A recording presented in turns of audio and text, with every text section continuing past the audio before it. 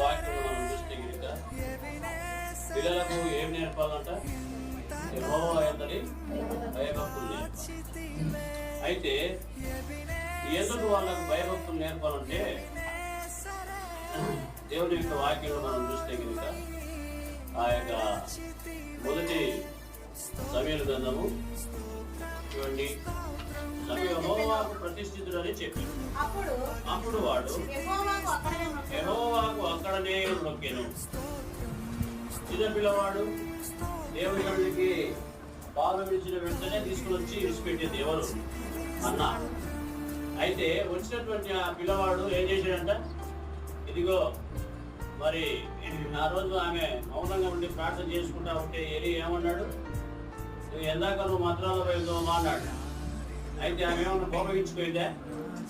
కొన్నిసార్లు మందిరంలో ఏదన్నా